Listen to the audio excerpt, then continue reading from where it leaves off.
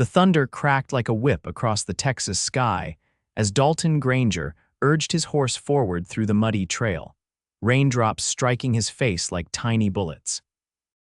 April 1875 had brought the worst spring storms Redemption County had seen in decades, turning dirt roads into treacherous rivers of mud and sending even the most hardened cowboys seeking shelter.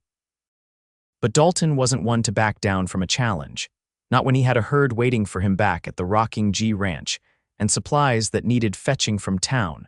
Through the curtain of rain, he spotted something unusual, a splash of color against the dreary landscape. As he drew closer, he realized it was a figure huddled beneath a lightning-struck oak, arms wrapped tightly around her body as she trembled violently. The woman's dress, once a vibrant blue, now clung to her like a second skin. Her dark hair hung in sodden ropes around a face that, despite its pallor, struck him as uncommonly beautiful. "Miss," Dalton called out, pulling his horse to a stop, "you'll catch your death out here." She looked up, eyes wide with surprise and distrust. "I'm fine," she insisted, though her chattering teeth betrayed her. "Just waiting for the storm to pass." Dalton studied her skeptically. "That could be hours. Where you headed?" "Fairwater," she replied after a moment's hesitation, "or anywhere hiring a schoolteacher." Without another word, Dalton dismounted, his boots sinking into the mud. He removed his long duster coat and approached her slowly, as one might a spooked filly. "Name's Dalton Granger," he offered, draping the coat around her trembling shoulders.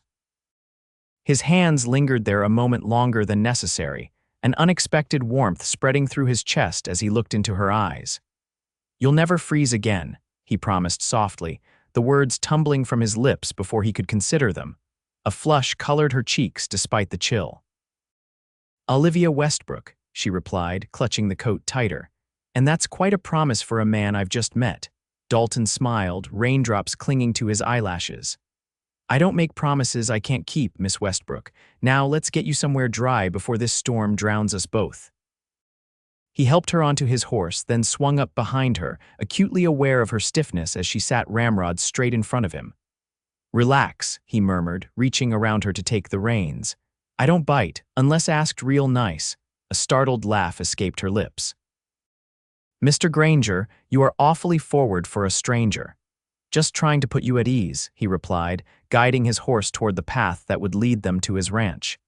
"And out here, strangers don't stay strangers long, weather sees to that." As they rode through the downpour, Dalton explained that his ranch was closer than town. "Not much to look at, but it's dry, and my housekeeper makes the best stew this side of the Mississippi." Olivia nodded, gradually relaxing against him as fatigue overtook her wariness. "I was supposed to start teaching in Fairwater next week," she explained. "The stagecoach broke an axle about 5 miles back. The driver said he'd return with help, but—" She shrugged. "That was yesterday afternoon," Dalton frowned. "Likely got stuck in the mud himself."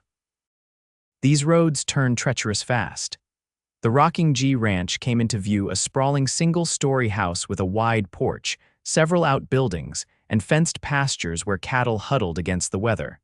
Smoke curled from the chimney, promising warmth within. "It's lovely," Olivia said sincerely, and Dalton felt an inexplicable surge of pride. As they approached, the front door swung open, and an older woman with silver-streaked hair stepped onto the porch. "Dalton Granger," she called out, hands on her hips. "I thought you drowned for sure." She stopped short at the sight of Olivia.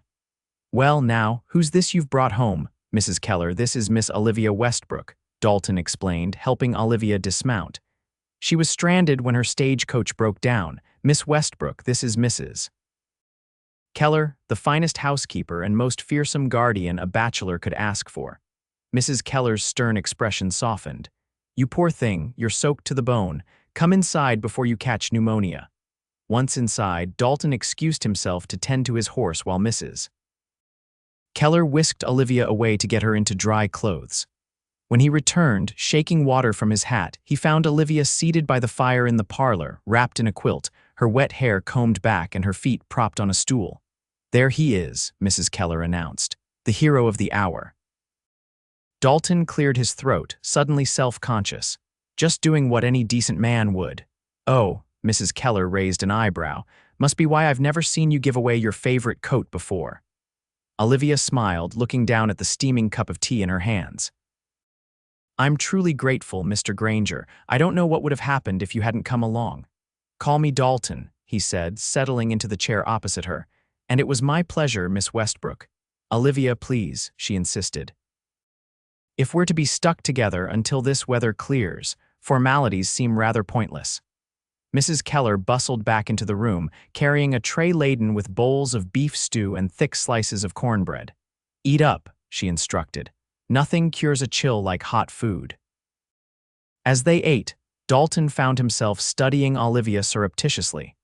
She wasn't what he'd expected in a schoolteacher younger, for one thing, perhaps only a year or two past 20. And there was a quiet strength about her that intrigued him. "So," he ventured, "what brings a proper Eastern lady to teach school in Texas?" Olivia looked up, surprised. "How did you know I'm from the East?" Dalton smiled. "Your accent, Boston, if I had to guess, and your hands haven't seen much hard work."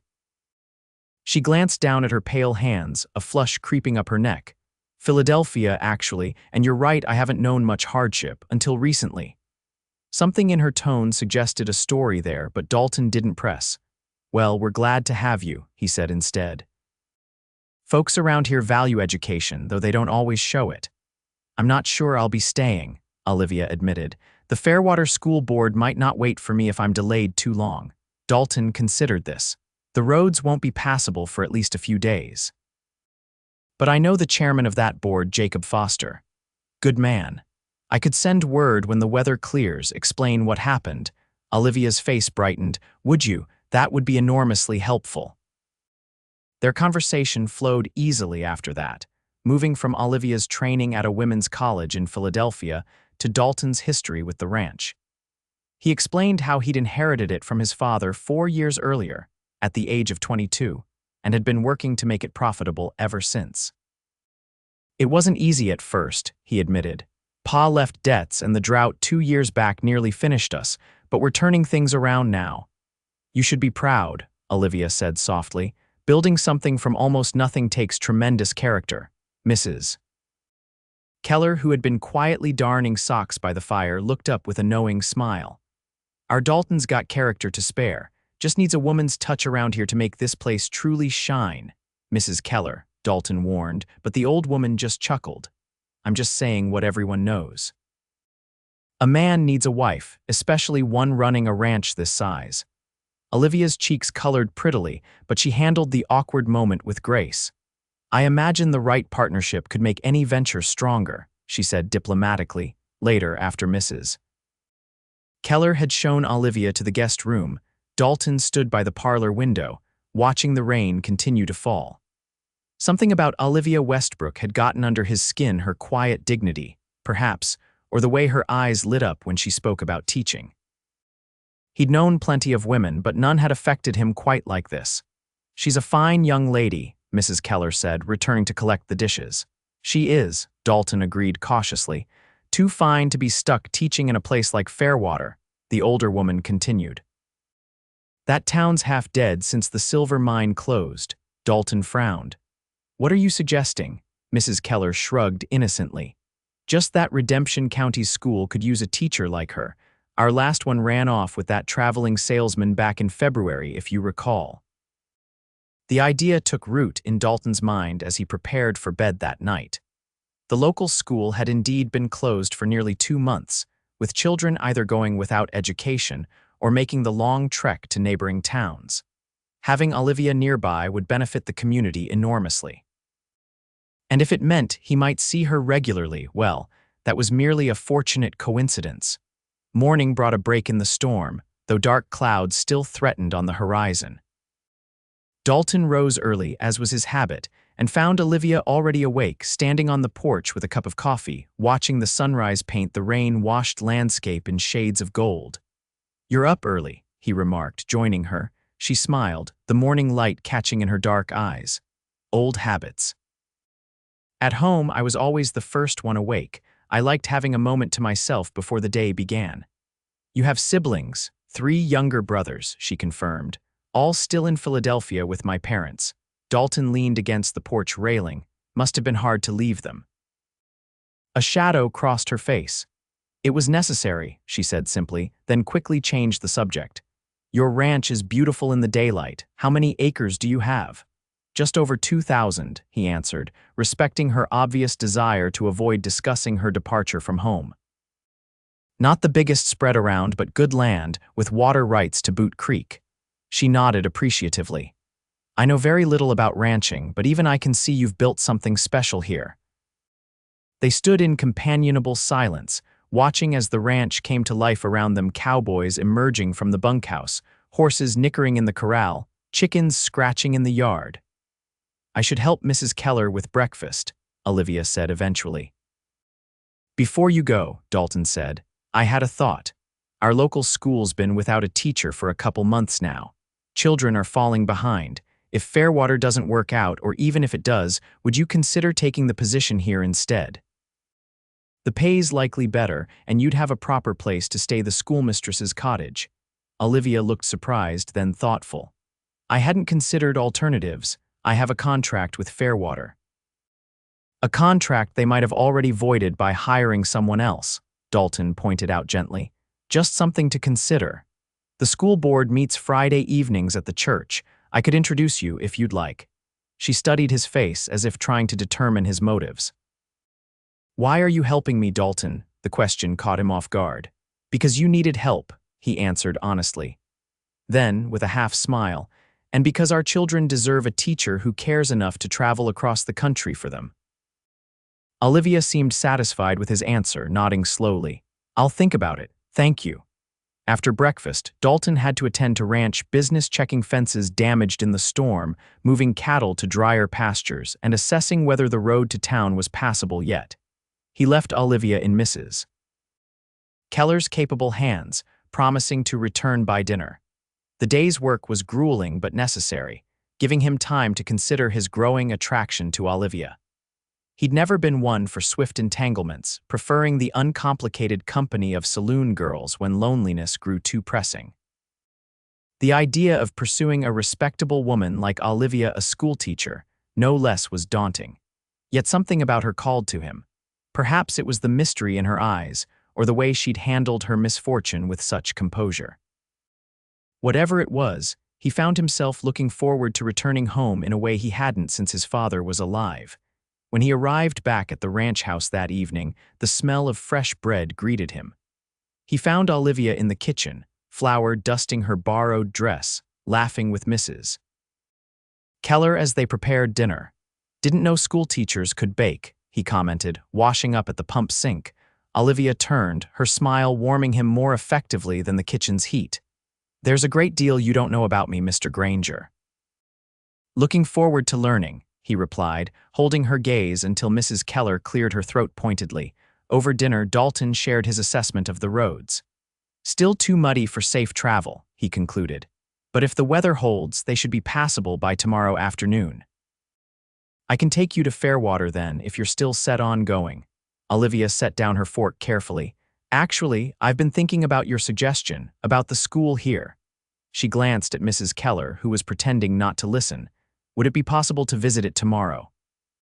Before making any decisions, Dalton felt a surge of hope. "Certainly. It's not far, just on the edge of town. We could ride in, check on the stagecoach situation, and see the school all in one trip." "I'd like that," Olivia said, then added more hesitantly, "I should warn you, though. I left Philadelphia rather abruptly. There might be some complications." Dalton waited, but when she didn't elaborate, he simply nodded. "We all have pasts, Olivia. Out here, folks tend to care more about who you are now than who you were before." Relief softened her features. "That's comforting to hear." The next morning dawned clear and bright, the storm's aftermath evident only in puddles and mud. After a hearty breakfast, Dalton saddled 2 horses, his own bay gelding and a gentle mare for Olivia. "Have you ridden before?" he asked, helping her mount. "A little," she admitted, "though it's been some time." "Daisy's gentle as they come," he assured her, adjusting her stirrups. "Just keep your heels down and your back straight, and she'll do the rest." The ride to town took nearly an hour, but Dalton found himself wishing it could last longer. Olivia was a quick study on horseback, soon riding with growing confidence. The spring sunshine had dried her borrowed dress, a simple calico that somehow looked more elegant on her than it ever had on Mrs. Keller's niece who had left it behind. Her dark hair was pinned up beneath a straw hat Mrs. Keller had insisted she wear against the sun. "Tell me about Redemption County," she requested as they rode. "What sort of place is it?" Dalton considered the question. "Growing," he said finally. 10 years ago, it was barely a settlement. Now we've got a proper town. Redemption Springs with a hotel, general store, 2 saloons, a church, and the school. Folks are mostly ranchers, farmers, and those who serve them. Good people by and large, and bad ones." Olivia inquired shrewdly. He chuckled. "Every place has those. We've had our share of troublemakers, rustlers, card cheats, the usual frontier riffraff. But Sheriff Harding keeps things mostly peaceful." As they approached town, Redemption Springs revealed itself as a dusty but orderly community of wooden buildings lining a wide main street. People nodded greetings as they rode past, curious eyes taking in Olivia's unfamiliar figure. Their first stop was the telegraph office, where Dalton sent a message to the Fairwater School Board, explaining Olivia's situation and inquiring whether the position was still available. Then they visited the stage office, where they learned the coach had indeed been repaired but wouldn't return through Redemption Springs for another 3 days. "Convenient," Dalton remarked as they left, "as that gives you time to consider your options." Olivia gave him a knowing look. "Almost as if you arranged it." He placed a hand over his heart in mock offense. "Miss Westbrook, are you suggesting I sabotaged your stagecoach just to keep you here longer?" Her laugh was like music. "No, but I suspect you're not entirely disappointed by the delay." "Guilty as charged," he admitted, leading the way toward the schoolhouse. The school sat on the town's eastern edge, a simple white clapboard building with a small bell tower. Beside it stood a modest cottage, clearly designed for the teacher's accommodation. "It's not much," Dalton said apologetically as they dismounted and tied their horses. Olivia's eyes shone as she took in the building. "It's perfect," she breathed. "May we go inside?" The schoolhouse door was unlocked, as was common in small towns where theft was rare. Inside, they found a single large room with rows of rough-hewn desks facing a teacher's desk and blackboard. Sunlight streamed through tall windows, illuminating motes of dust dancing in the air. Olivia walked slowly up the center aisle, trailing her fingers along the desks. "How many students?" she asked softly. "About 20, ranging from 6 to 16, Dalton answered, watching her. "More when the weather's good and the ranch children can make the trip." She turned to face him, standing in the patch of sunlight before the teacher's desk. The light caught in her hair, giving her an almost ethereal appearance. "And the cottage, is it habitable?" "Needs some cleaning," Dalton admitted, "but structurally sound. 2 rooms, a small kitchen, and a garden plot out back. Previous teacher kept chickens." Olivia nodded thoughtfully, then walked to the blackboard. She picked up a piece of chalk and wrote in an elegant hand, "Education is not the filling of a pail, but the lighting of a fire." "Yeats," Dalton guessed, surprising her. "Yes," she confirmed, turning to him with newfound respect.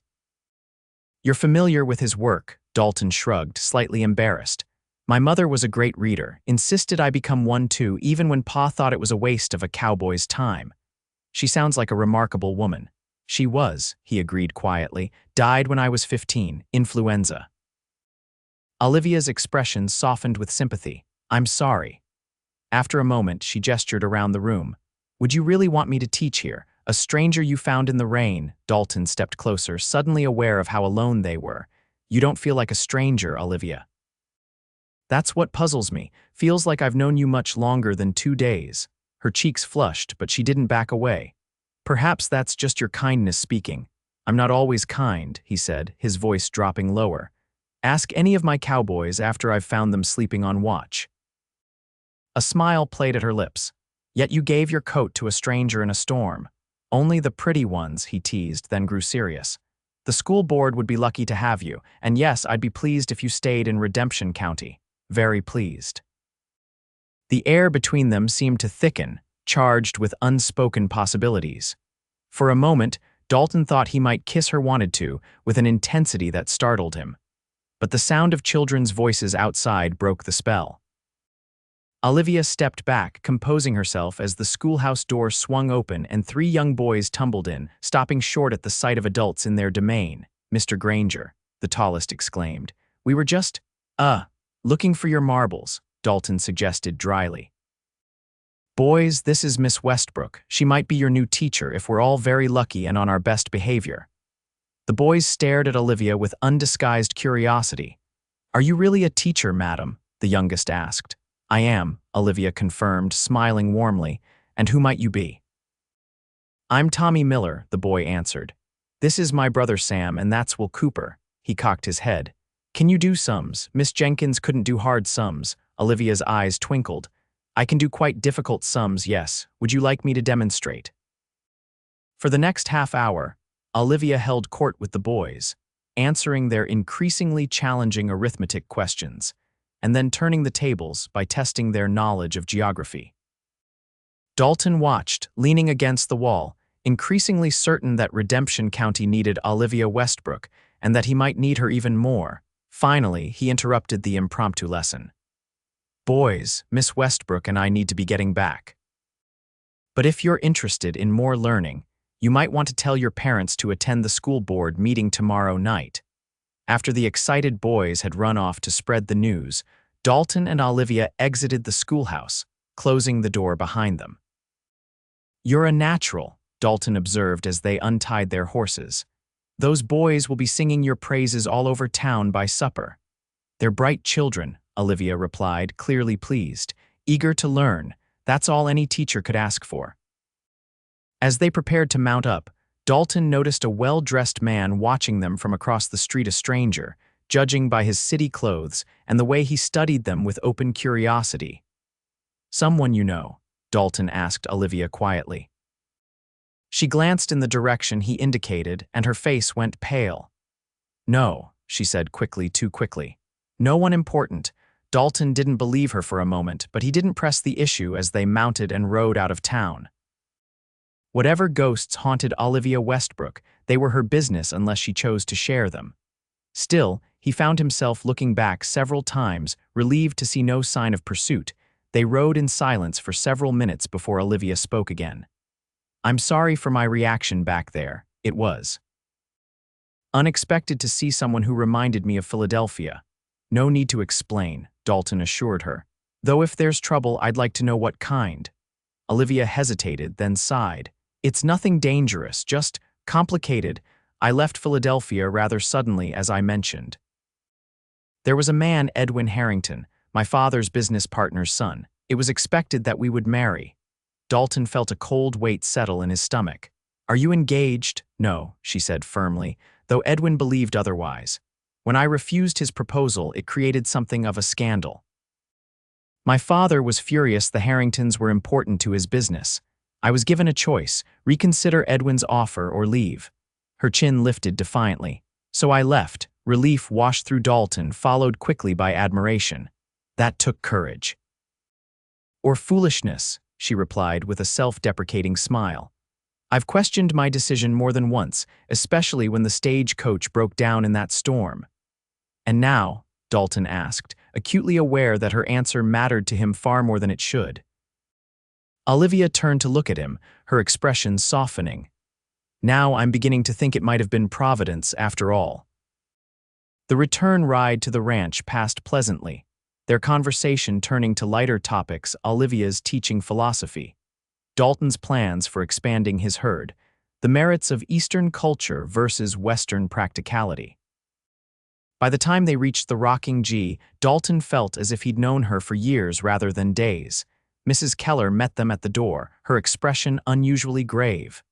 "There's been a telegram," she said, handing Dalton a yellow slip. "From Fairwater." Dalton read it quickly, then looked up at Olivia. "They've hired someone else," he said. "Express regrets but wish to start classes immediately." A complex series of emotions crossed Olivia's face: disappointment, uncertainty, and then, surprisingly, relief. "I see," she said quietly. "Seems like fate's making your decision easier," Mrs. Keller remarked. "Redemption County School Board meets tomorrow, remember?" Olivia nodded thoughtfully. "It does seem that way, doesn't it?" She turned to Dalton. "Do you think they would consider me, even without references?" My word carries weight with the board, Dalton assured her. And after today, you'll have 3 enthusiastic young advocates spreading the word about your teaching abilities. That evening, Dalton was called away to help a neighboring rancher with a difficult calving, leaving Olivia and Mrs. Keller to share a quiet dinner. When he returned late, mud-splattered and weary, he found Olivia still awake, reading by lamplight in the parlor. "Everything all right?" she asked, setting aside her book. Dalton nodded, sinking into a chair. "Mother and calf doing fine, though it was touch and go for a while." He rubbed a hand over his face. "You didn't have to wait up." "I wanted to," she said simply. "Mrs. Keller said you might be hungry when you returned." She gestured to a covered plate on the side table. Touched by her thoughtfulness, Dalton uncovered the plate to find slices of cold ham, bread, and apple pie. "This is mighty kind of you. It's the least I could do after all your help." She watched him eat for a moment, then asked hesitantly, "Dalton, may I ask you something personal?" He nodded, curious. "Why haven't you married? Mrs. Keller mentioned you're considered quite a catch in these parts." Dalton almost choked on his bread, then laughed. "Did she now? I'll have to have a word with that woman about gossiping." He considered the question seriously. "Never found the right woman, I suppose, or maybe I was too busy building the ranch to look properly." And now, his eyes met hers. "Now I'm wondering if sometimes the right person just appears when you least expect it, like during a spring storm." Olivia's breath caught visibly, and for a long moment neither spoke. Finally, she stood, gathering her composure. "I should get some rest. Tomorrow will be an important day." "Olivia," Dalton called softly as she reached the doorway. She paused, looking back at him. "I meant what I said that first day. You'll never have to feel cold or afraid again, not if I have any say in the matter." Her smile was like sunrise. "Good night, Dalton." The next day passed in a flurry of preparations. Dalton rode into town early to speak with several school board members, while Olivia and Mrs. Keller worked to make her presentable for the evening meeting. The dress she'd been wearing when Dalton found her had been cleaned and mended, though it still showed signs of its ordeal in the storm. "It will have to do," Olivia sighed, smoothing the faded fabric. "Nonsense," Mrs. Keller declared. "I've got just the thing." She disappeared into her room, returning with a carefully preserved dress of deep blue wool. "My daughter's. She moved to California 2 years back, married a merchant. Left this behind, said it was too warm for San Francisco." The dress, when Olivia tried it on, fit as if made for her.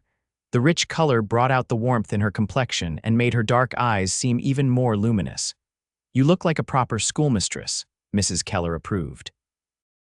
"Respectable but not stuffy." When Dalton returned to escort Olivia to the meeting, he stopped dead in the doorway, staring at her transformation. "You look." He seemed to search for words. "Beautiful," he finished simply. Olivia blushed. "Thank you. Mrs. Keller worked miracles." The ride to town was charged with anticipation.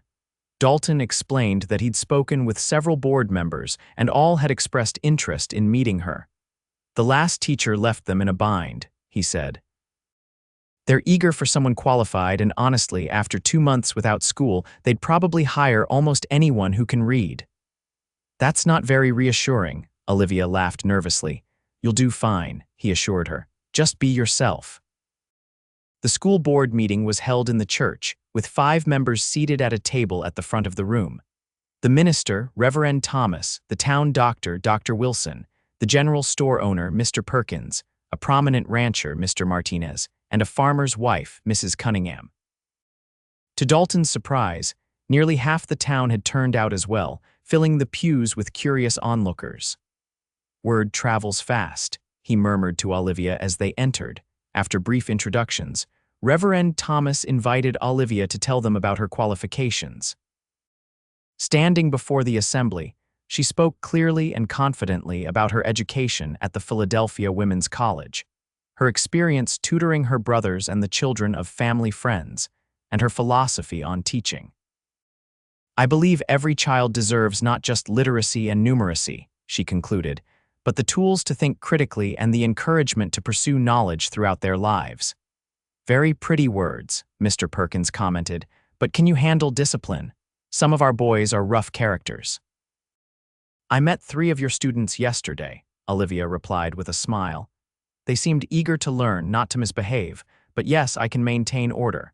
Children respect fair rules consistently enforced. Mrs. Cunningham leaned forward. What subjects can you teach beyond the basics? Literature, history, geography, advanced mathematics, natural sciences, Latin if desired, and music. I play the piano, though I notice the school doesn't have one.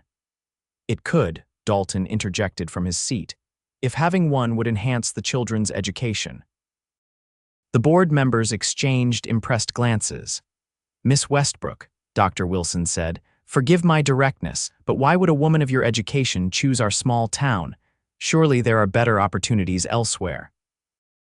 Olivia hesitated, and Dalton held his breath, knowing this was the critical question. I believe frontier children deserve the same quality of education as those in eastern cities, she answered carefully. Perhaps they need it even more as they build new communities and face unique challenges. As for why Redemption County specifically, her eyes briefly met Dalton's.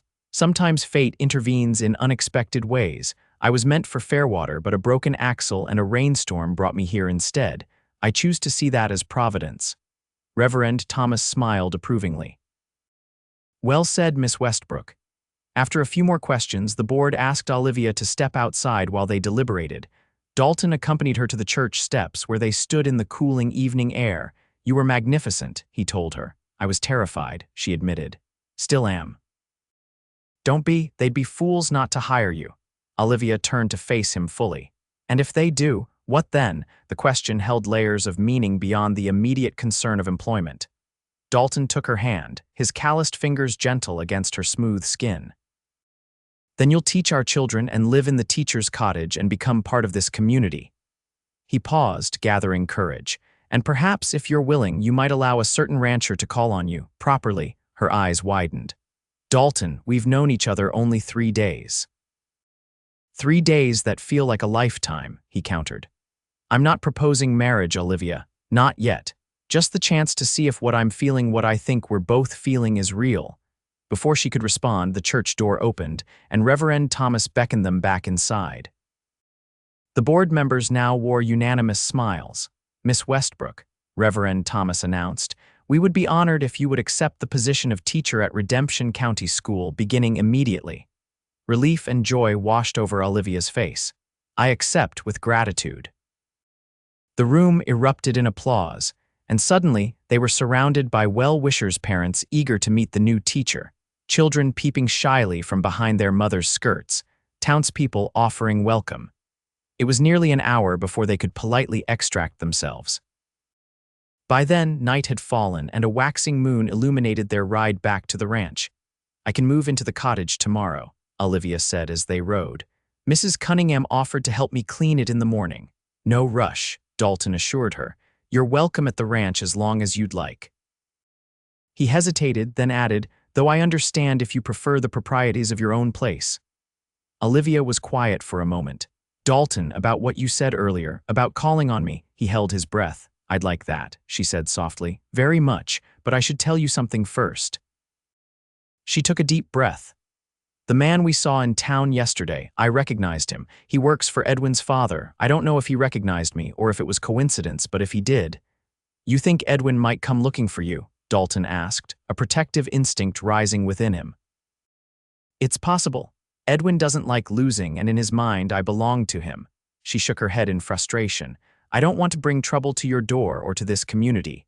Dalton guided his horse closer to hers, reaching across to take her hand. Olivia, listen to me. You don't belong to anyone but yourself, and if this Edwin fellow shows up, he'll find that Redemption County protects its own. Tears shimmered in her eyes, catching the moonlight. I've spent my whole life trying to meet others' expectations, my parents' societies. These past few days with you have been the first time I've felt truly free to be myself. Then be yourself, Dalton urged gently. The woman I'm falling for isn't the proper Philadelphia lady or even just the dedicated teacher, though she's both those things. She's the woman with courage enough to start fresh, kindness enough to wait up with a plate of food, and spirit enough to challenge a cowboy who thinks he knows everything. Olivia laughed through her tears. When you put it that way. They reached the ranch, the windows glowing with welcoming lamplight. As they dismounted, Dalton noticed the first drops of rain beginning to fall, another spring shower moving in. "Seems fitting," he remarked, looking up at the darkening sky. "Rain brought you to me." In the soft lamplight spilling from the house, Olivia's face was luminous. "Perhaps this time it's bringing us both home." The weeks that followed were some of the happiest of Dalton's life. Olivia moved into the teacher's cottage, transforming the modest space into a warm, inviting home with Mrs. Keller's help and donations from town families, eager to welcome the new teacher. School reopened to great excitement, with even the most reluctant students won over by Miss Westbrook's engaging teaching style and genuine interest in their lives. True to his word, Dalton began calling on Olivia, properly bringing flowers from Mrs. Keller's garden, escorting her to church on Sundays, and occasionally riding out to the cottage with a basket of Mrs. Keller's cooking to ensure she wasn't wasting away with her nose in books, as he teased. Their courtship progressed with a natural ease that surprised them both. Despite her initial concerns about moving too quickly, Olivia found herself increasingly drawn to the steady, principled man who had rescued her in the rain. His quiet strength, quick mind, and unexpected sensitivity belied the rough cowboy exterior, revealing depths that continually fascinated her. For his part, Dalton discovered in Olivia not just the refined Eastern lady who could discuss literature and play piano, but a woman of remarkable adaptability and inner strength. She threw herself into frontier life with enthusiasm, learning to ride better, helping with the school garden, and even assisting at a difficult birth when Dr. Wilson was away. One evening in late May, as they sat on the porch of her cottage watching fireflies dance in the twilight, Dalton broached the subject that had been on his mind. "Have you heard anything from Philadelphia?" he asked carefully. "Any word about that man we saw?" Olivia shook her head. "Nothing. I'm beginning to think it truly was coincidence, or perhaps he didn't recognize me." She hesitated, then added, "I did write to my parents last week, just to let them know I'm safe and happy. I don't expect a reply." Dalton covered her hand with his. "For what it's worth, I think they'd be proud of what you're building here. The children adore you, the town respects you, and as for me," he smiled softly. "Well, that's becoming increasingly obvious." She returned his smile, leaning her head against his shoulder. "I never expected any of this when I left Philadelphia. I was just running away. Now I realize I was running towards something far better." "Funny how life works out," Dalton agreed, gathering his courage for what he wanted to say next. "Olivia, I know it's only been a few weeks, but I've never been more certain of anything in my life. I love you. I think I started falling for you the moment I saw you shivering under that tree." Olivia's breath caught. "Dalton, you don't have to say anything," he assured her quickly. "I just wanted you to know. There's no rush. I love you too," she interrupted, turning to face him fully. "I've been trying not to, telling myself it was too soon, too impulsive, but it's true all the same." Joy surged through him, and he cupped her face in his hands, drawing her into a tender kiss. Her lips were soft beneath his, hesitant at first, then responding with increasing warmth. When they finally parted, both were breathless. "Was that too forward, Miss Westbrook?" Dalton murmured, his forehead resting against hers. "Entirely improper, Mr. Granger," she replied, her smile belying her prim tone. "I believe you'll have to do it again, just so I can be certain of my objections." He laughed, obliging her with another kiss, deeper this time. They might have continued, but the sound of approaching hoofbeats caused them to spring apart, Olivia smoothing her skirts as Dalton rose to his feet. A rider appeared in the gathering dusk, one of Dalton's ranch hands, riding hard. He pulled his lathered horse to a stop at the cottage gate. "Mr. Granger, Miss Westbrook," he called urgently. "You're needed at the ranch. It's Mrs. Keller. Took a fall off the back porch steps. Doc's been sent for, but she's asking for you both." Fear clutched at Dalton's heart. Mrs. Keller was more than just his housekeeper. She'd been like a second mother since his own past. "We'll come right away," he said, already helping Olivia to her feet. They rode double on Dalton's horse, the ranch hand following behind. Olivia clung to Dalton's waist, her worry matching his own. "She'll be all right," Olivia reassured him, though her voice trembled slightly. "Mrs. Keller is strong." At the ranch, they found Mrs. Keller lying on her bed, her normally ruddy face pale with pain. Dr. Wilson had arrived and was examining her leg, which lay at an unnatural angle. Broken, the doctor confirmed grimly. Clean break of the femur, but at her age. He didn't need to finish the thought. Such injuries could be devastating for older people. "Don't you at her age me, Edward Wilson," Mrs. Keller snapped, though her voice was weaker than usual. "I'm not dying yet." Dalton moved to her bedside, taking her weathered hand in his. "What happened? Foolishness," she grumbled. "Was hanging laundry, stepped back without looking, missed the step entirely." "She's lucky Pedro heard her call for help, doctor," Wilson added, referring to one of the ranch hands. "She'd been lying there almost half an hour." "What can we do?" Olivia asked, coming to stand beside Dalton, Dr. Wilson's side. "The break needs to be set, and then complete bed rest for at least 6 weeks. After that, she'll need care during recovery, could be months before she's fully mobile again, if ever." "I'll hire a nurse," Dalton said immediately. "Good luck finding one in these parts," the doctor replied skeptically. Mrs. Keller clutched at Dalton's hand. "Don't you dare put me in someone else's care, boy. This is my home. And you need proper attention," Dalton insisted, "which I don't know how to provide." "I do," Olivia said quietly. All eyes turned to her. "My mother was invalid for 2 years before I left. I helped care for her. I know how to manage bed care, prevent bed sores, assist with personal needs." "Olivia, no," Dalton protested. "You have the school, your own life. I can't ask that of you." "You're not asking, I'm offering." Her eyes were resolute. "School term ends in 2 weeks anyway. I can move back to the ranch temporarily, share the care with you and the hands." Mrs. Keller's eyes filled with tears. "You do that for an old woman, for family," Olivia replied simply, and Dalton's heart swelled with love for her. The next hours were difficult. "Doctor." Wilson set the break, a painful process that left Mrs. Keller unconscious despite the laudanum he administered beforehand. He left detailed instructions for her care, promising to return in a few days. As midnight approached, Mrs. Keller slept fitfully, and Dalton insisted Olivia get some rest herself. "Take my room," he urged. "I'll sleep in the chair here." "We should take shifts," Olivia countered. "You need rest too." In the end, they compromised. Olivia would sleep for a few hours while Dalton watched over Mrs. Keller, then they would switch. As Olivia turned to leave, Dalton caught her hand. "Thank you," he said earnestly, "for everything." She squeezed his hand. "She matters to you, so she matters to me. That's how this works." The following days established a new routine.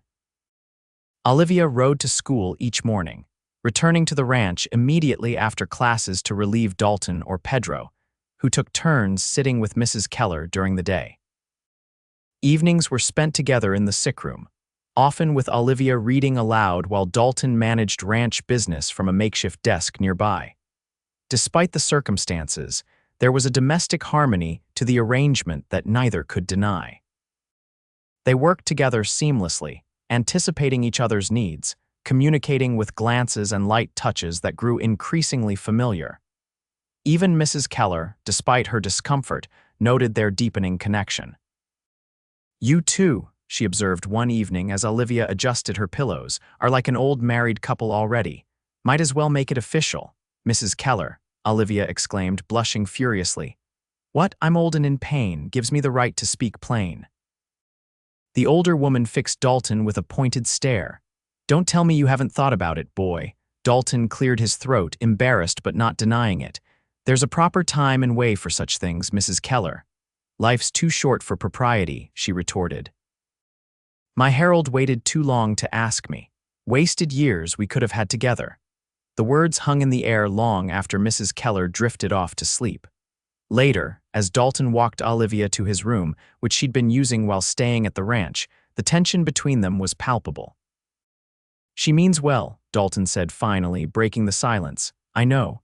Olivia hesitated outside the bedroom door, "and she's not entirely wrong." Dalton's heart quickened. "About life being too short for excessive propriety." She met his gaze steadily. "Dalton, these past weeks caring for Mrs. Keller together, sharing meals, working side by side, it's shown me what our life could be, and I want that life. With you." He stepped closer, hope surging within him. "Are you proposing to me, Miss Westbrook?" A smile played at her lips. "I believe that's still your responsibility, Mr. Granger." "I'm merely encouraging you not to wait too long." Dalton laughed softly, pulling her into his arms. Message received. He kissed her gently, then more deeply as she responded with equal fervor. When they finally separated, both were breathing hard. "Soon," he promised, resting his forehead against hers. "Very soon." As the school term came to an end, Olivia moved fully into the ranch house to care for Mrs. Keller. The arrangement raised a few eyebrows in town, but Reverend Thomas himself quelled the gossip, pointing out that Mrs. Keller's presence as chaperone and the emergency circumstances made it entirely proper. Mrs. Keller's recovery progressed slowly but steadily. By early July, she was able to sit up for longer periods and even take a few steps with assistance. Her improving condition allowed Dalton and Olivia more time together, often spent riding in the cool of the evening or sitting on the porch watching the sunset.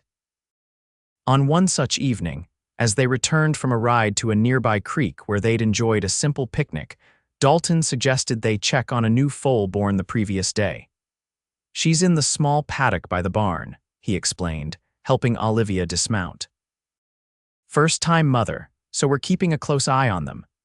The mare and foal made a touching picture in the golden evening light, the little one nursing vigorously while its mother stood patiently. Olivia leaned against the fence rail, entranced by the scene.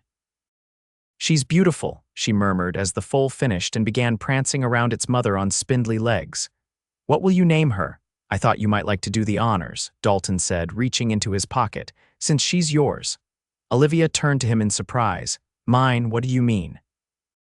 Dalton pulled a small velvet box from his pocket, his heart hammering so loudly he was certain she must hear it. "I mean she's a gift, along with this." He opened the box to reveal a delicate gold ring set with a small but perfect diamond, flanked by tiny sapphires that matched the blue of the dress she'd worn to the school board meeting. "Olivia Westbrook," he said softly, dropping to one knee before her. "These past months have shown me everything I want in life, and all of it includes you. You're the strongest, kindest, most remarkable woman I've ever known. Would you do me the extraordinary honor of becoming my wife?" Tears filled Olivia's eyes, spilling over as she nodded. "Yes," she whispered, then louder. "Yes, Dalton, yes." He slid the ring onto her finger with trembling hands, then rose to pull her into a passionate embrace. Their kiss was interrupted by the sound of applause. Mrs. Keller stood at the back door of the house, supported by Pedro, her face alight with happiness. "About time," she called. "Now come inside, you two. This old woman wants to congratulate you properly before she weeps all over herself." They spent the evening planning their future, a September wedding, giving Mrs. Keller time to recover enough to attend. Olivia continuing to teach while making the ranch house her home, their hopes for children someday. The conversation flowed naturally, as if they'd been planning this life together for years rather than months. The following Sunday, they announced their engagement at church, receiving enthusiastic congratulations from the entire community. Reverend Thomas beamed as he scheduled their wedding date, remarking that he'd rarely seen a better matched couple. Only one shadow darkened their happiness. Olivia still hadn't received any response to her letter home. Though she insisted it didn't matter, Dalton knew she felt the absence of her family keenly, especially as their wedding approached. "They might still come around," he suggested gently one evening as they walked back from town. "Once they know you're getting married, building a life here." Olivia squeezed his hand. "Perhaps, but even if they don't, I have a family here now, you, Mrs. Keller, the whole community." Her smile was tinged with sadness but genuine. "I've made my choice, and I don't regret it for a moment." 2 weeks before the wedding, Dalton was in town picking up supplies when the stagecoach arrived. Among the passengers disembarking was a well-dressed older couple who looked distinctly out of place in the dusty frontier town, the man tall and distinguished with silver temples, the woman petite and elegant, her bearing unmistakably refined. With a jolt of recognition, Dalton realized they must be Olivia's parents. The resemblance between mother and daughter was too strong to be coincidence. He approached them cautiously. "Mr. and Mrs. Westbrook," he inquired. They turned to him with identical expressions of surprise. "Yes," the man confirmed warily. "And you are Dalton Granger, sir. I believe you're looking for your daughter." Mrs. Westbrook stepped forward eagerly. "You know Olivia, is she well? We received her letter, but it took some time to arrange the journey." "She's very well," Dalton assured them. "Teaching at our school and—" He hesitated, then added, "and in 2 weeks she'll be my wife." Mr. Westbrook's eyebrows rose sharply. "Your wife, but she mentioned nothing of marriage in her letter." "That's because we weren't engaged when she wrote," Dalton explained. "It's been a whirlwind courtship." The Westbrooks exchanged glances loaded with unspoken communication. "Perhaps," Mr. Westbrook said carefully, "you might take us to our daughter, Mr. Granger. We have much to discuss." Dalton arranged for their luggage to be taken to the hotel, then offered to drive them to the ranch in his wagon. The journey was filled with polite but strained conversation, the Westbrooks clearly reserving judgment until they'd seen Olivia. At the ranch, he found her in the garden with Mrs. Keller, who was seated in a chair supervising while Olivia harvested vegetables for dinner. At the sound of the wagon, Olivia looked up, her face freezing in shock as she recognized her parents. "Mother, father," she whispered, dropping the basket she held. What followed was a reunion filled with tears, embraces, and rapid explanations. Dalton and Mrs. Keller discreetly withdrew to the house, giving the family privacy for their reconciliation. "They came all this way," Mrs. Keller marveled, watching through the window. "Must love her more than she thought. Or they're here to take her back," Dalton said, voicing his deepest fear. Mrs. Keller snorted. "That girl's not going anywhere. I've seen how she looks at you." When the Westbrooks eventually came inside, Mrs. Westbrook's arm was linked with Olivia's, and even Mr. Westbrook's stern countenance had softened. Introductions were made more formally, and Mrs. Keller insisted they stay for dinner. Over the meal, the story emerged. After receiving Olivia's letter, her parents had argued extensively about how to respond. Her father had initially wanted to demand she return home, but her mother convinced him to at least see her new life before making judgments. The final decision to visit had come after they learned that Edwin Harrington had become engaged to a banker's daughter, removing the business complications that had factored into their original stance. "We should have supported you from the beginning," Mrs. Westbrook admitted, clasping her daughter's hand. "Family matters more than business connections. And it seems you found a worthy young man on your own," Mr. Westbrook added, studying Dalton with new respect. "Though I would have appreciated being asked for your hand before the engagement was announced." "With all due respect, sir," Dalton replied evenly, "Olivia makes her own decisions. I asked for her hand, not your permission, though I certainly hope for your blessing." A tense moment passed before Mr. Westbrook's stern expression cracked into a reluctant smile. "Well said, young man. It seems my daughter has chosen someone with both backbone and principle. Does this mean you'll stay for the wedding?" Olivia asked hopefully. "We wouldn't miss it," her mother assured her, "and perhaps your brothers might join us. I sent telegrams before we left, telling them where we were going." The 2 weeks before the wedding passed in a blur of preparations, now enhanced by the Westbrooks' involvement. Mrs. Westbrook and Mrs. Keller formed an unlikely alliance, combining Eastern sophistication with Western practicality to create what promised to be the social event of the year for Redemption County. Olivia's brothers arrived a week before the ceremony, 3 young men who shared their sister's intelligence and spirit, if not her gentle temperament. They immediately hit it off with Dalton, especially after he invited them to participate in a cattle drive to the North Pasture.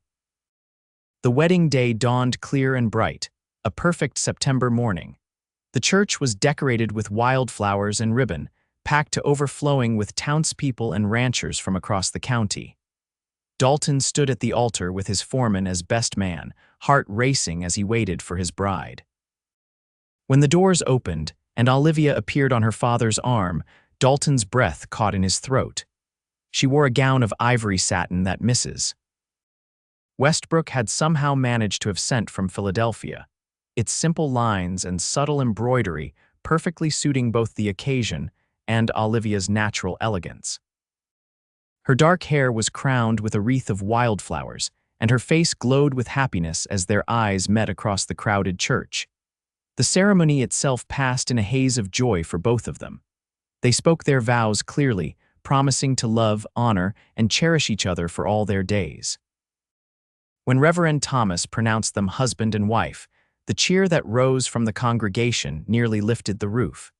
The celebration continued at the ranch, where tables had been set up in the yard and a dance floor constructed beside the barn. As the sun began to set, casting golden light across the festivities, Dalton found a moment alone with his new wife. "Happy Mrs. Granger?" he asked, drawing her into his arms. "Beyond words," she replied, her eyes shining. "If you'd told me 6 months ago that I'd be here married to a Texas rancher, teaching frontier children, reconciled with my family, I'd have thought you mad." "Life has a way of surprising us," Dalton agreed, glancing over at where Mrs. Keller sat holding court with the Westbrooks, all three laughing at some shared joke. "Your parents seem to be adapting to Texas remarkably well."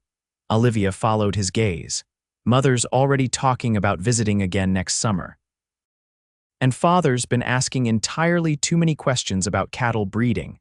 "I like them," Dalton admitted, "though I'm grateful they live a considerable distance away." His wife laughed, the sound still as musical to him as the first time he'd heard it. "As am I, if I'm being entirely honest." They were interrupted by the fiddlers starting a new song, a waltz. Dalton extended his hand with a formal bow. "May I have this dance, Mrs. Granger?" "Every dance, Mr. Granger," she replied, placing her hand in his, "for all our days." As they whirled across the floor, surrounded by friends, family, and neighbors, Dalton marveled at how profoundly his life had changed since that rainy day in April. What had begun with an act of simple kindness, a coat offered to a stranger in a storm, had blossomed into a love deeper and richer than he'd ever imagined possible. Later that night, after the guests had departed and they were finally alone in the ranch house, now truly their home, Dalton pulled Olivia into his arms before the fireplace. "Remember what I told you that first day," he murmured against her hair, "that you'd never freeze again." She nodded, her cheek against his chest. "I thought it a reckless promise from a stranger." And now, Olivia tilted her face up to his, love shining in her eyes. "Now I know it was a vow from the man who would become my heart's home." As spring gave way to summer, and summer to fall, Dalton and Olivia settled into the rhythm of married life with a natural ease that surprised them both. The ranch flourished under their combined care, Olivia's Eastern education complementing Dalton's practical experience in unexpected ways. She introduced modern accounting methods that improved their profit margins, while he taught her the intricacies of cattle breeding and land management. When school resumed in September, Olivia continued teaching, though she now rode to town with Dalton each morning when his business took him there. The children delighted in their teacher's new status as Mrs. Granger, especially when it occasionally meant class could be held at the ranch, with practical lessons in botany from the garden or zoology from the livestock. Mrs. Keller recovered enough to resume light duties, though she adamantly refused Dalton's suggestion that she retire completely. "What would I do with myself?" she demanded. "Sit and knit while you two run everything. I've got years of work left in me." They compromised by hiring a young woman from town to handle the heavier chores, leaving Mrs. Keller to supervise and manage the household as she always had. In November, as the first chill of winter crept across Texas, Olivia discovered she was expecting a child. The news filled Dalton with a mixture of elation and terror, memories of his own mother's difficult pregnancies haunting him despite Dr. Wilson's assurances that Olivia was in excellent health. "You're going to wear a path in the floor," Olivia teased one evening as he paced before the fireplace. "The baby won't arrive until June. You have months to prepare yourself." He sank onto the sofa beside her, taking her hand. "I just want you both safe." "And we will be," she assured him, guiding his hand to rest on her still flat abdomen. "But this child will need a father who isn't gray with worry before it's even born." Dalton chuckled, relaxing slightly. "I'll try, no promises though." As Christmas approached, A letter arrived from Philadelphia announcing that the Westbrooks would be visiting in the spring, timing their trip to coincide with the birth of their first grandchild. The news delighted Olivia, who had been corresponding regularly with her family since their reconciliation. "Mother's already knitting baby clothes," she told Dalton, reading from the letter, "and Father's commissioned a cradle as our Christmas gift." Winter in Texas was milder than Olivia had experienced in Philadelphia, but there were still days when bitter northers swept down from the plains, bringing freezing rain and occasional snow. During one such storm in January, as they sat before the fire after dinner, Olivia reminiscing about winters back east, a pounding at the door startled them both. Dalton opened it to find one of his cowboys, nearly frozen through, supporting a stranger who looked even worse. "Found him collapsed on the North Road," the cowboy explained through chattering teeth. "Horse went lame about 3 miles back. They brought the men inside, where Mrs. Keller immediately began preparing hot drinks while Olivia gathered blankets." The stranger, once warmed and revived, introduced himself as James Cooper, a lawyer from Austin. "I've been trying to reach Redemption Springs for 2 days," he explained, gratefully accepting the coffee Olivia offered. "I have business with a Miss Olivia Westbrook. The hotel in town said she might be found here." Olivia and Dalton exchanged puzzled glances. "I'm Olivia Westbrook Granger now," she corrected herself. "What business could you have with me?" Cooper reached into his satchel, producing a thick envelope. "I represent the estate of your great-aunt, Eleanor Westbrook, who passed away last month in Austin. She left her entire estate to you, her only great-niece." Stunned, Olivia took the envelope. "Great-aunt Eleanor, but I barely knew her. She moved to Texas when I was a child." "Nevertheless, you are her sole heir," Cooper confirmed. "The estate includes a substantial sum of money, some personal effects, and a small house in Austin with about 20 acres adjoining." As Cooper explained the details, Dalton watched emotions play across his wife's face: surprise, confusion, and then thoughtfulness. Later, after their unexpected guest had been settled in the spare room, they discussed the inheritance privately. "It's a considerable sum," Olivia said, still processing the news. "And property of our own not far from here." Dalton nodded, uncertain how to feel. The money would certainly be useful. They could expand the ranch, improve the breeding stock, maybe even build that new barn he'd been planning. But he also knew Olivia had given up much to be with him, accepting a life far simpler than what she'd known in Philadelphia. "Does this change things for you?" he asked carefully. "We could move to Austin if you wanted. It's a proper city. You might be happier there." Olivia looked at him in surprise.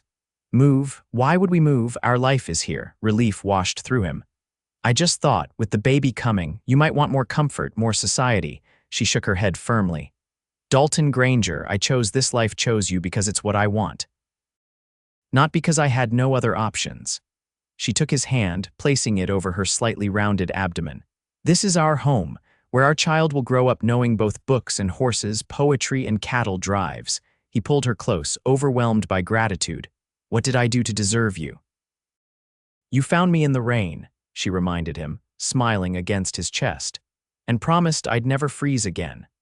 Spring arrived with its customary Texas exuberance: wildflowers carpeting the pastures, newborn calves testing wobbly legs, and the promise of new beginnings. Olivia's condition became increasingly evident, her slender frame now gracefully accommodating their growing child. The Westbrooks arrived in early May, bringing trunks filled with gifts for both their daughter and the expected baby. Their visit coincided with the completion of the new addition to the ranch house, a nursery and adjoining sitting room built with part of Olivia's inheritance. "The perfect compromise," Mrs. Westbrook approved, admiring the bright, airy spaces, the comfort of civilization within reach of the wilds. Mr. Westbrook, meanwhile, had become surprisingly engrossed in ranch operations, accompanying Dalton on his daily rounds and offering occasional suggestions that revealed a shrewd business mind beneath his formal exterior. "Your father missed his calling," Dalton told Olivia one evening. "He has remarkable insight into livestock management for a Philadelphia businessman." Olivia smiled knowingly. He was raised on a farm in western Pennsylvania, only moved to the city after meeting Mother. I think there's a part of him that's always missed rural life. June arrived with unseasonable heat, bringing with it both the expected end of the school term and the increasingly imminent arrival of the baby. Dr. Wilson began visiting the ranch regularly, monitoring Olivia's progress with professional care tempered by genuine affection for the young couple. "Any day now," he pronounced during one such visit in mid-June. "Everything looks perfect, mother and child both healthy." 3 days later, Olivia woke Dalton before dawn, her face calm despite the pain evident in her eyes. "It's time," she said simply. What followed was the longest day of Dalton's life, hours of pacing outside their bedroom as Mrs. Westbrook, Mrs. Keller, and Dr. Wilson attended Olivia through her labor. Mr. Westbrook kept him company, offering silent support and the occasional steadying hand on his shoulder when Olivia's cries became particularly distressing. "She's strong," the older man assured him. "Stubborn like her mother, she'll come through this." As afternoon faded into evening, the cries from the bedroom changed in pitch, and then finally a new sound pierced the air, the indignant wail of a newborn. Dalton froze, his heart seeming to stop and then restart at double speed. Minutes later, the door opened and Dr. Wilson emerged, his tired face breaking into a broad smile. "Congratulations, Dalton. You have a daughter. Mother and child are doing splendidly." The world blurred around him as Dalton entered the bedroom. Olivia lay propped against pillows, exhausted but radiant, a small bundle cradled in her arms. She looked up as he approached, her smile more beautiful than he'd ever seen it. "Come meet your daughter," she whispered. With trembling hands, he accepted the tiny swaddled form. The baby's face was red and wrinkled, with a dusting of dark hair and eyes that, when they briefly fluttered open, seemed to contain all the wisdom of the ages. "She's perfect," he managed, his voice choked with emotion. "Like her mother." "What shall we name her?" Olivia asked softly. Dalton considered the tiny life in his arms, this miracle born of love and chance, of a rainstorm and a rescue and all that had followed. "Eleanor," he suggested, "after your great aunt who helped secure her future. Eleanor Margaret, after my mother." "Eleanor Margaret Granger," Olivia tested the name. "It's beautiful. Perfect for her." The next weeks passed in a blur of adjustment as they learned to parent their tiny daughter. Ellie, as they came to call her, proved to be a good-natured baby, with her mother's dark eyes and her father's determined chin. The Westbrooks extended their visit, reluctant to leave their first grandchild, while Mrs. Keller appointed herself unofficial nursemaid, often shooing both parents away to rest while she rocked the baby. By August, life had settled into a new routine. The Westbrooks had finally returned to Philadelphia, extracting promises of a visit east once Ellie was older. Olivia had decided to take a year away from teaching to focus on motherhood, though she maintained her connection to the school by hosting reading circles at the ranch for older students. One evening, as summer's heat began to soften toward fall, Dalton found Olivia on the porch, Ellie sleeping peacefully in her arms as she watched the sunset paint the sky in shades of pink and gold. "Happy?" he asked, settling beside her. "Completely," she assured him, leaning against his shoulder. "Though I was thinking about how much has changed in just over a year. Last April, I was alone on a broken-down stagecoach, certain I'd made the worst mistake of my life." "And now," Dalton prompted, wrapping an arm around her shoulders. "Now I know it was the best decision I ever made," she replied, looking up at him with eyes full of love. "Even if I didn't fully understand it at the time." He pressed a kiss to her forehead, then to their daughter's downy head. "I think about that day often," he admitted. "How close I came to taking a different trail, missing you entirely." "But you didn't," Olivia reminded him. "You found me. And I always will," he promised, the words as true now as they had been that first day in the rain. "No matter what comes, no matter where life leads us, you'll never be lost or cold again. Not while I'm here." As if in agreement, Ellie stirred in her sleep, one tiny hand escaping her blanket to curl around her father's finger. Dalton marveled at the perfect grip, at this tangible evidence of their love and future. Together they sat as twilight deepened into night, A family forged by chance and choice, and the enduring promise made by a cowboy who had found his heart in a spring storm.